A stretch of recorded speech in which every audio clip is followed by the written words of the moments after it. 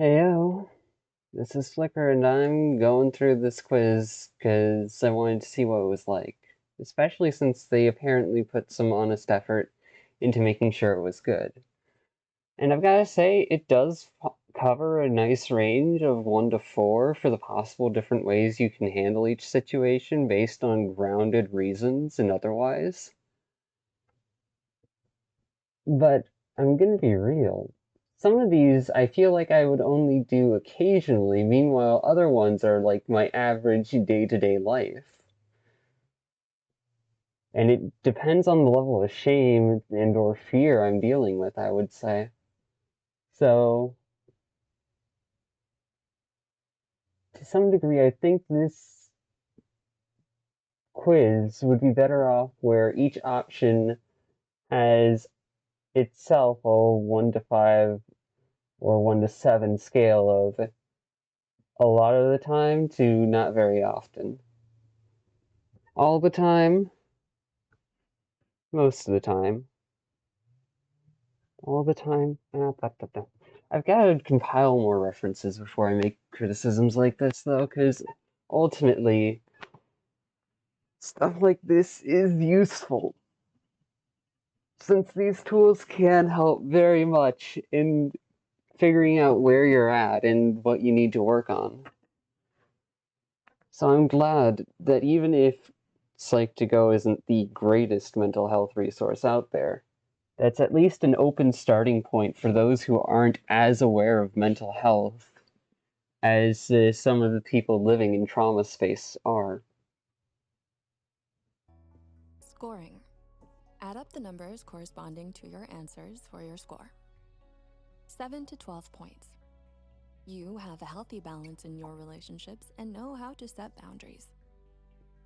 13 to 19 points. You might struggle with some people-pleasing tendencies. Alright, so 2, 2, 2, 2, 2, 2, 2. 7, 2, 3, 4, 5, 6, 7. Total score of 14 on average. And what I decided to do for this quiz, instead of the previous thing I just said, because I was referencing something else in memory and not what I actually did here, is that if I give myself a second to full screen this, I recorded my average answer, my highest answer, my next highest answer, and my next lowest answer for each of these questions, and I'm going to be adding up my scores around those ideas. This is only for me though, because 2 plus 1 plus 2, so 5 plus 1 plus 1, 7, 2, 9, 2, 11.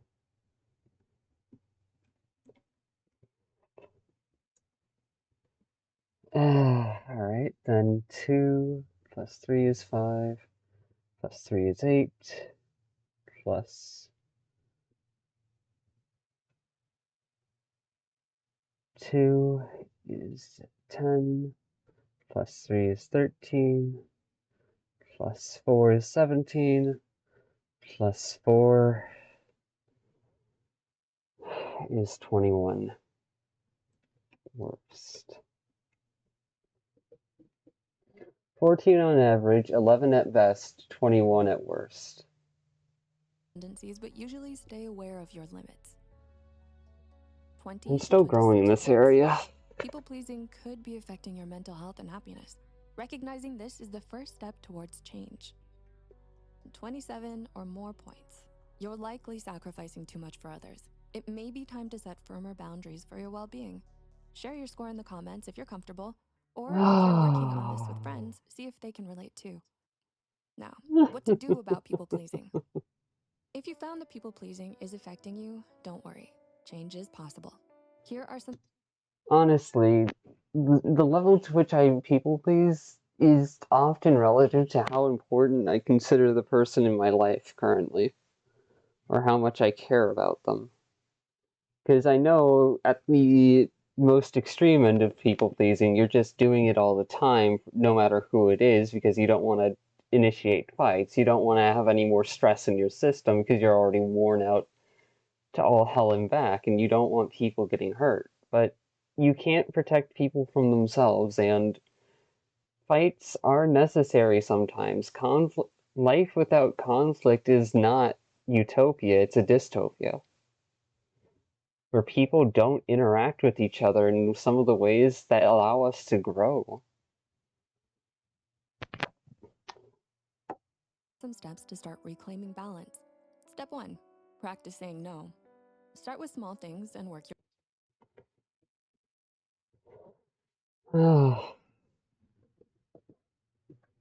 And this is a health, I would say this top line is where we would have healthy boundaries and healthy sense of being there for others. The second line is where I think some of the, from there below though, I think the three things they mentioned earlier come in.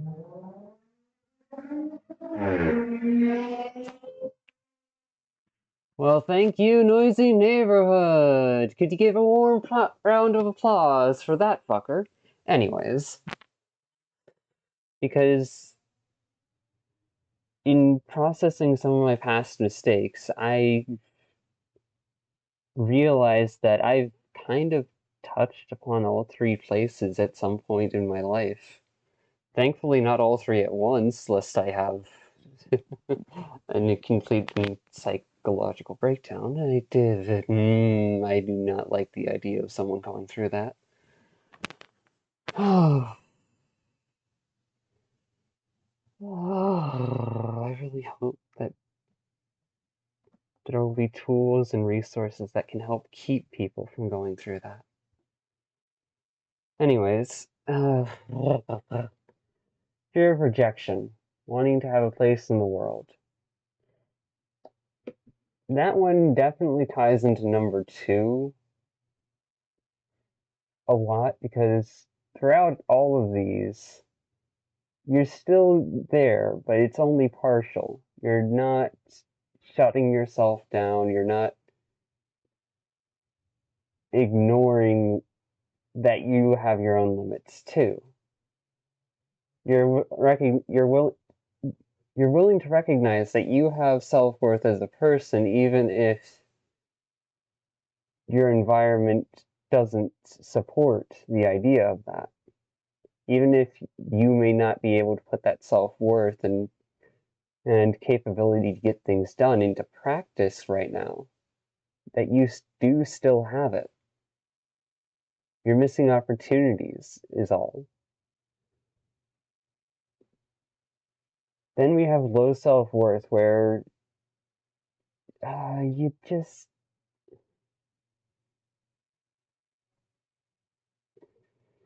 you don't really think of yourself as much of anyone. You feel like you're lesser than others. You feel like, oh, they wouldn't even notice if I'm gone, would they?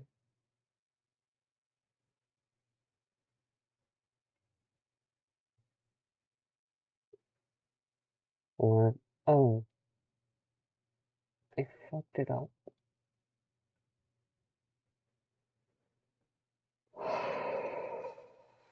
That space is not comfortable to be in because it really does just shut you down. Keeps you from acknowledging your own little victories despite the failures. Because just as how the little things pile up to weigh you down, so if you forget to take those small victories and acknowledge all the ways that you made your own personal successes, even if it wasn't to a great extent where it was the best thing ever, you still need to value your own efforts. And I shouldn't say need, but you'll want to, I'd suggest you work on taking the time to value your own efforts by telling yourself that you want to work on, you want to value them, you want to consider them instead of dismissing them. Because internal communication, and this is something I picked up from elsewhere, internal communication with yourself is also a vital life skill. And how you talk to yourself can have an impact on how far down you fall after a situation, no matter how stressed you are.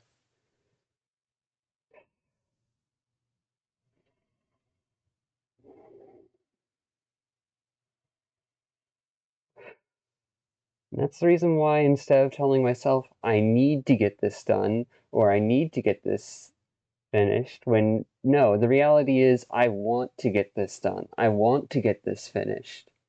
I want to have the energy and space and time to do so much, even if I'm tired.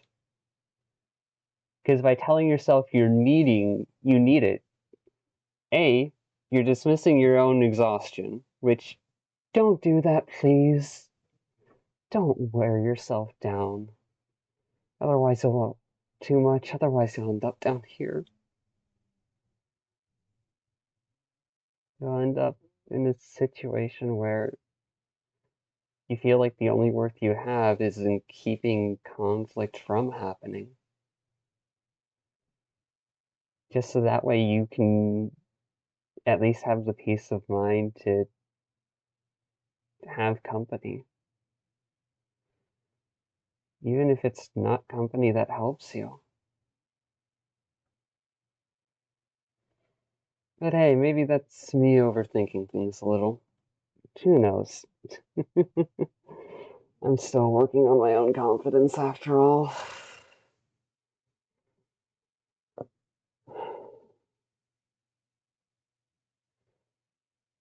But ironically, just like how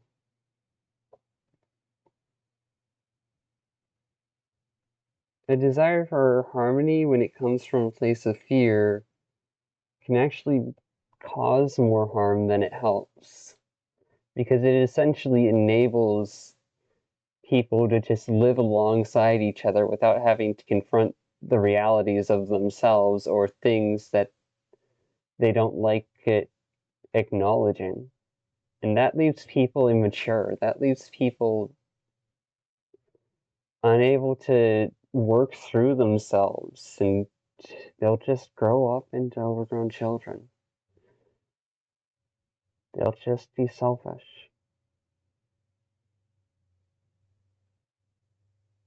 And they'll probably just get manipulated by someone who manages to flatter them enough. I don't want to see that.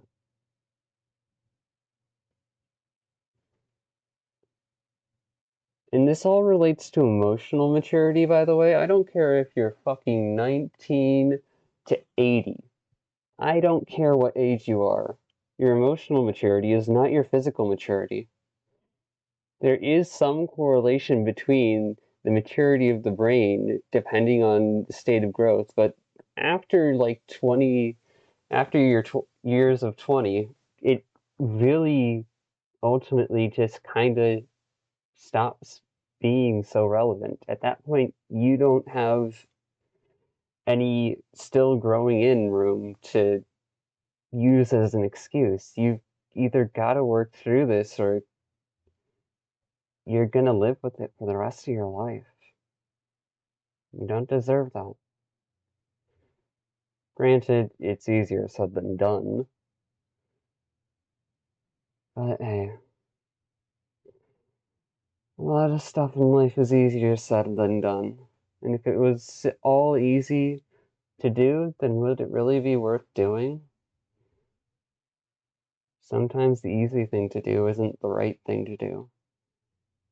Sometimes the difficult thing to do is the right thing to do, but it's not all the time.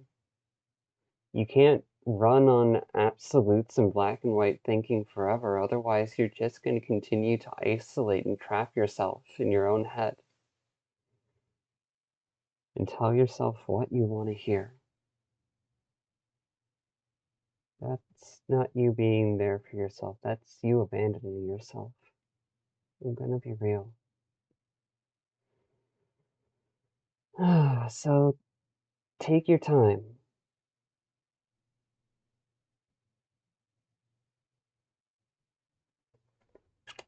If you don't understand the sharper parts of yourself, that's fine. You don't have to understand every single part of yourself. Anyone who tries to do that, like this crazy bitch is, they'll probably lose a lot of sanity from it. I'm gonna be real. You at least gotta learn how to live with yourself. Just like how a nice little video I watched earlier puts it. You gotta be there for yourself, not just by acknowledging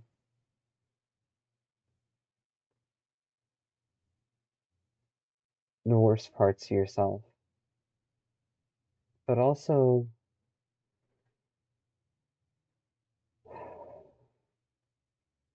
what it means to keep going afterwards.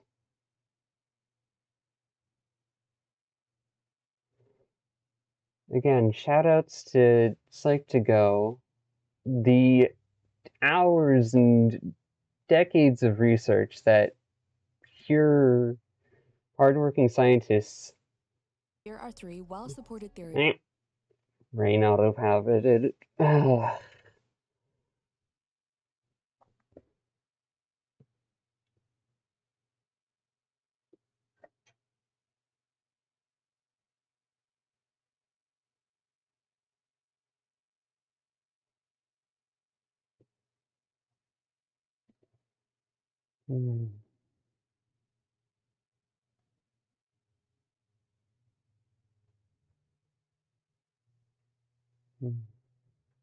And if you're getting annoyed at the pace I'm taking this recording, then why don't you just go to these videos yourself?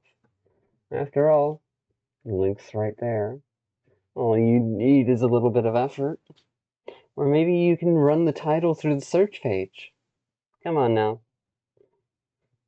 Don't fucking enable yourself to become the worst of yourself. You deserve more than that. Be yourself is advice you've probably heard hundreds of times. And I'm gonna pause that right there because this video is something you should go watch yourself. I'm I'm not. No. This is quality shit.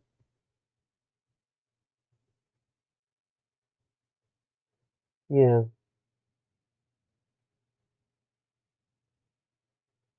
The best way to win against your enemies isn't by becoming them. It's by looking at what they're doing half-heartedly and seeing how you can improve on it. Seeing how they flake out on the original intent by using it only for their self-benefit. But hey, maybe that's an unhealthy mindset this crazy bitch I call me has. Who knows?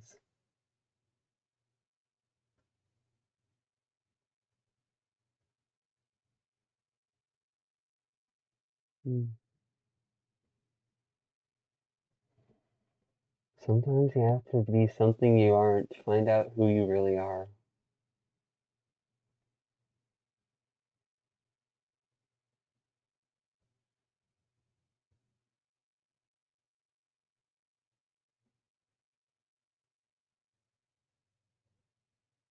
Yeah, that's the one thing that I think ultimately is the biggest basic social basic that people overlook is you using situations and challenges, concepts and people as excuses solely for your own gain without care for the impact you have, using excuses to negative effect, is just fundamentally rude. Like, yeah, sure, I'd love to be used as an excuse. Fucking no, I don't think anyone likes being used as an excuse unless it's for the positive end. It's one of the things that you have to deal with in trying to grow and learn. It's why leaders have such a hard time, is because others sometimes will use their leaders as excuse for their own actions, for their own non-thinking. And it's fucking... Also, I swear, why is it I'm seeing more and more people who are getting down to a similar design philosophy as I am in terms of character design and or just blue hair. It's probably not the best idea out there, but hey, we're at least reaching a conclusion point to see where that idea leads us.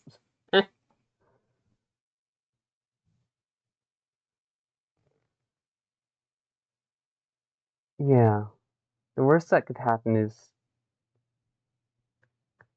yeah, honestly, that just means that you don't fit in their area, and that there are things about how they go about life that you have yet to learn, that you have yet to internalize, that allow in a way that allows you to express yourself inside that social space. Because every social space has its own set of like keys and rules, locks and keys to follow. Some social spaces are all about looking good. Some social spaces are about being bitter. Some of them are just laughing at the harshness of the world because fucking it's better than crying.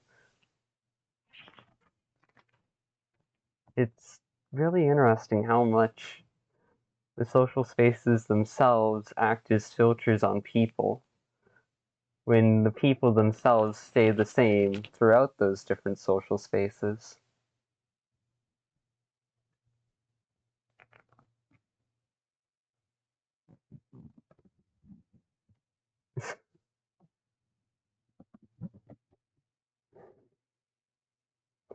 Yeah, it only hurts so much because we put so much weight into what others think of us, in thinking that they're going to be a part of our life forever, that they're going to impact us in the long term. We forget how important it is to think well of ourselves. Because let's be real, if someone's not going to be part of your life in the long term, outside of like certain circumstances, like personal life, then why the fuck would you care about what they care, say, or think about you? And yet at the same time, that doesn't mean you get to just stop being polite to them. No, that's like rude and childish on so obvious at a level I'm pretty sure it's not even funny.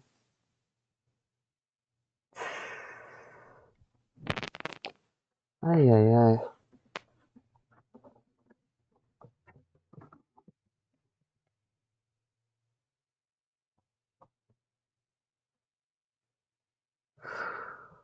And I lost my Roomba of thought. Damn it.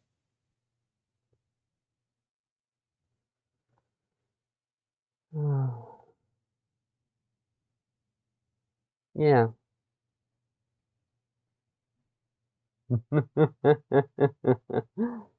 Hell yeah.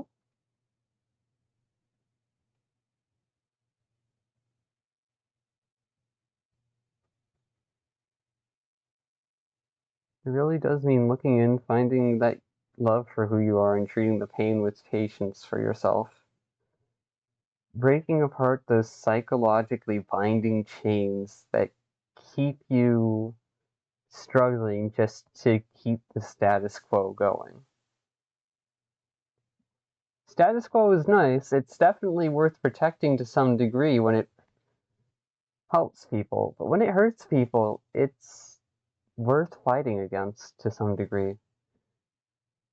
No, I'd say, that my definition of hurts people includes scars and leaves them with the weight of those scars for long periods of times, not minorly inconveniences you. I'm looking over at you, current majority. Ooh, you gonna take that bad? You're gonna take that bad. Okay, have a good time.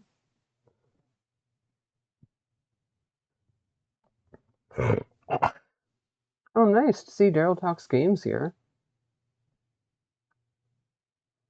Yeah, when you don't know who you are, it's difficult to be yourself.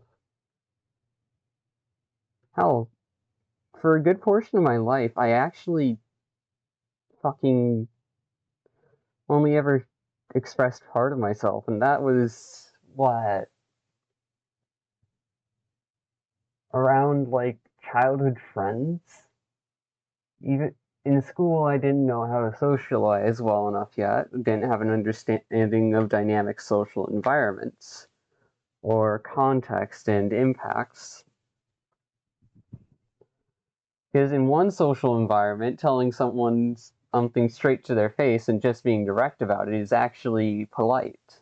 Meanwhile, in other social contexts, saying something straight to their face is the rudest thing imaginable. And it's those two opposite ends of a circular spectrum that just make life so fucking difficult. But here's the thing, that is a circular spectrum. It's not just a line. You can flip it over like you would flip over a whiteboard on wheels.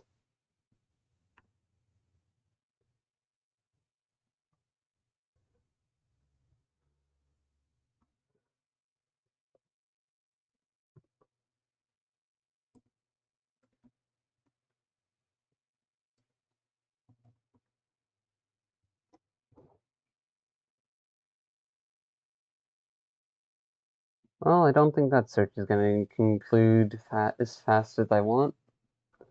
Yeah, that kind of shit, where you can just flip it up and it could spin around. Have you seen these things fucking spinning around in anime and movies? It's fucking enjoyable to just watch it go, yeah. But tangent aside,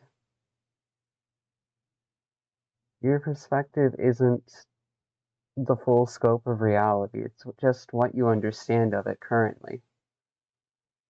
And because of that, you can always struggle, you can always learn, you can always grow, for better and for worse.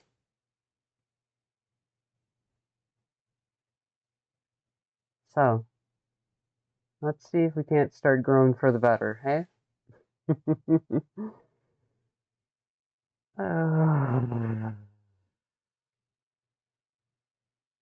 This holy fuck, seeing two overgrown children currently in power is the saddest thing I've seen this century.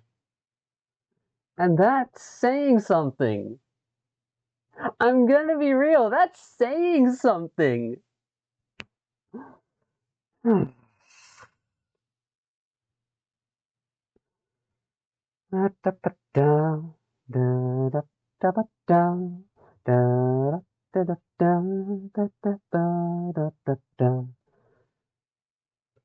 A flame of creativity you should world build? Yeah, I'll world build within myself, construct it into my psychology, and use that as a creativity point to better understand things that other people probably run from.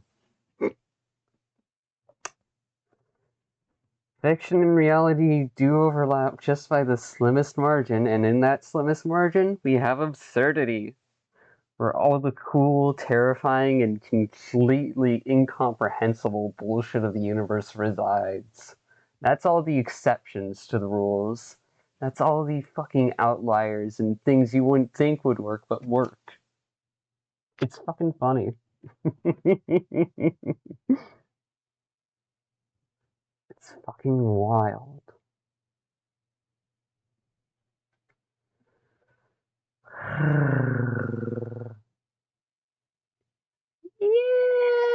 Yeah.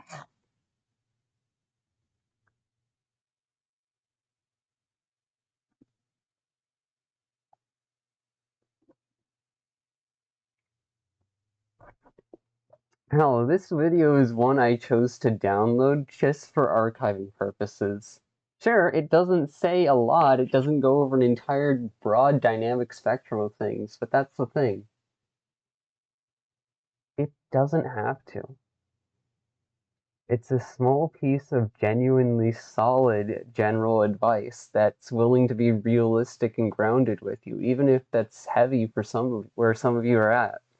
Sure, you could stay floating forever, but that's not living in reality. Sure, you could stay grounded forever, but that's not living in reality.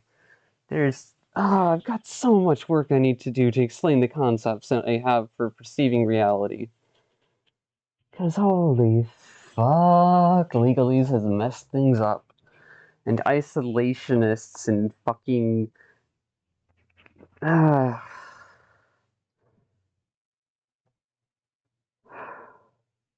and I don't mean isolationists in the political sense.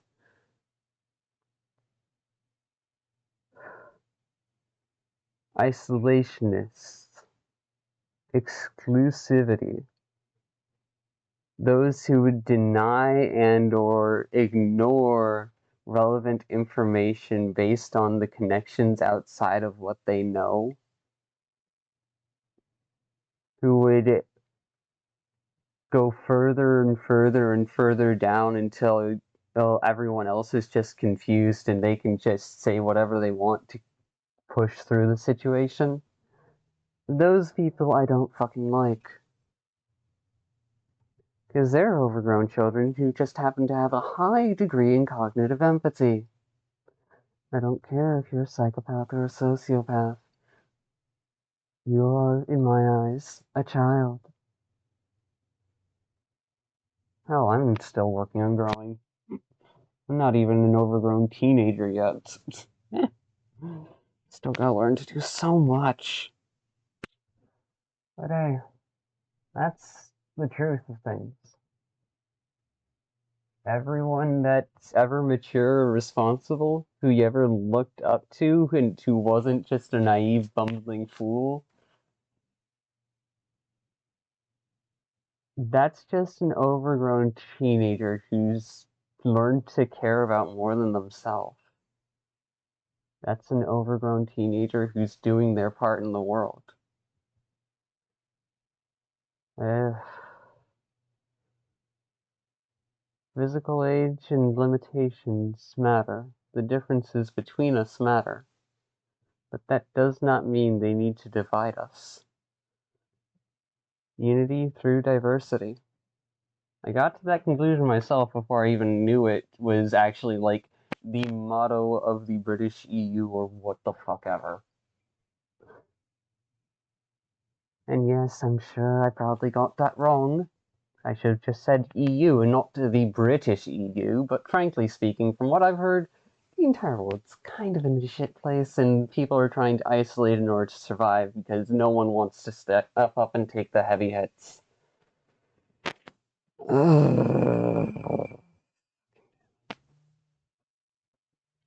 Not that I can blame them either. Let's be real, heavy hits hurt. Pain is not fun. If you avoid it, you don't live. You just survive. If you try to embrace pain blindly, you also won't live, but that will be. I'll be surprised if you're still around in any form after that. It's a balanced imbalance, just like how video games are fun, when things aren't completely balanced. Imagine life like that. A world full of balanced imbalances that just allow people to have fun and express themselves. To be wild without having to worry about hurting other people or scarring them by pure accident.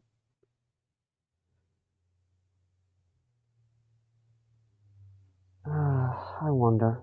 I wonder. Anyways, back to what I was doing. Could be affecting your mental health and happiness. Recognizing this is the first step towards change. 27 or more points. You're likely sacrificing too much for others. It may be time to set firmer boundaries for your well being. Share your score in the comments if you're comfortable, or if you're working on this with friends, see if they can relate too. Now, what to do about people pleasing? If you found that Yep. people pleasing is affecting you, don't worry.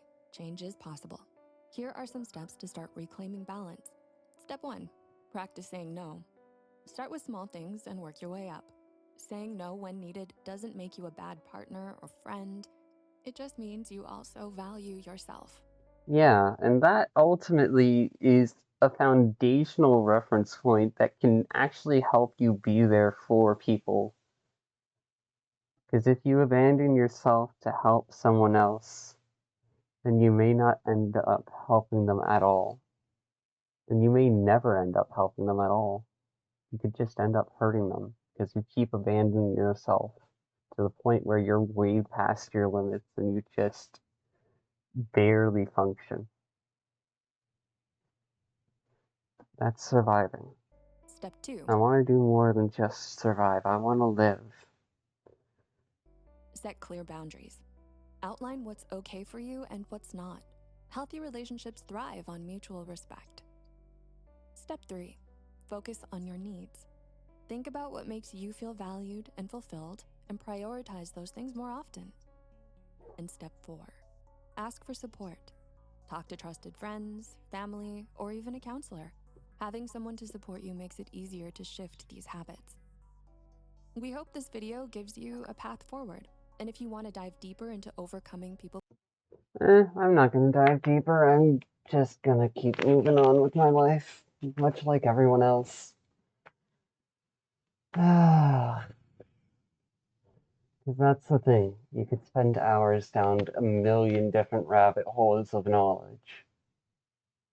But if you never spend your time on actually, being present in the world and doing stuff, then all you're gonna have is knowledge. You're not gonna have experience in putting that knowledge to use or recognizing where that knowledge applies. You can't abandon reality to live your own life. Because at that point, you're trying to abuse reality to get what you want. And reality in that case is by every right, that in all fairness, qualified to kick your ass in some of the worst ways you don't even want to imagine. People who are under abuse are not to be taken for granted because they're surviving. And when they. Well, there goes that line of thought because. Brain, what the fuck?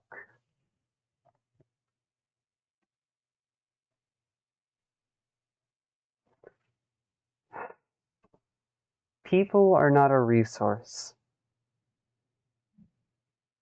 Relationships are not a resource. If you value those two things, those two dynamic connections as resources and purely resources, then you will have been shooting yourself in the foot for your entire life.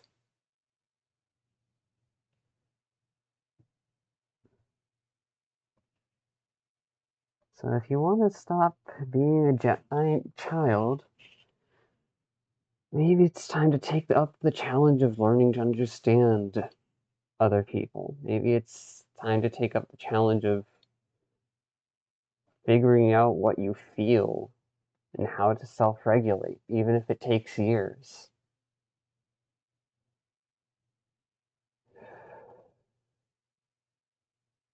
Because in a world full of overgrown children, every child is traumatized.